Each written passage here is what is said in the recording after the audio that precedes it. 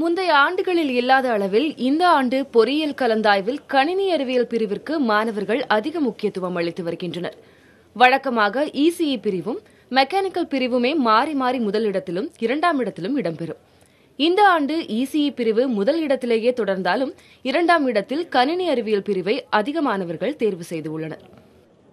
Computer science சின்ன வயசுலேருந்தே ரொம்ப இன்ட்ரெஸ்ட் கம்ப்யூட்டர்னா. மற்ற பிரான்ச்சை கம்பேர் பண்ணுறப்ப இது ஈஸியான பிரான்ச், நல்ல ஸ்கோப் இருக்குன்னு சொன்னாங்க.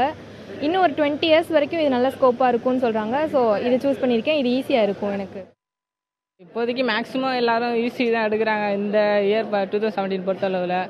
அதனால் நான் முடித்த 4 இயர்ஸ் பேக் நல்லா எல்லோரும் இருக்கிறதுனால அப்படின்னு சொல்ல, எனக்கு கம்யூனிகேஷன் இன்ஜினியரில் ரொம்ப இன்ட்ரெஸ்ட் இருக்குது. அதனால் எடுத்திருக்கேன். நான் 4 இயர்ஸ் பேக் எனக்கு ஸ்கோப் இருக்குன்னு எதிர்பார்த்து தான் இந்த ஈஸியாக எடுத்திருக்கேன்.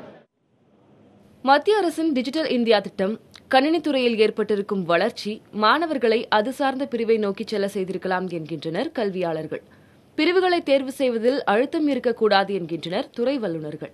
ஐடி துறையின் மீது இருக்கிற மோகம் இன்றைக்கு இளைஞர்களுக்கு குறையவில்லை என்பதை தான் இது காமிக்கிறது.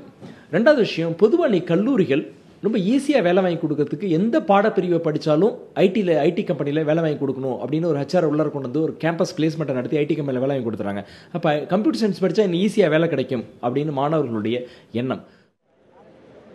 பாடப்பிரிவு எதுவாக இருந்தாலும் அது சார்ந்த கூடுதல் திறன்களை வளர்த்துக் கொள்ளுதலும் தற்கால புதுமைகளை அறிந்து புதுப்பித்துக் கொள்ளுதலும் வேலைவாய்ப்பை பெற அவசியமாகின்றது. புதிய தலைமுறைக்காக அபிநயா.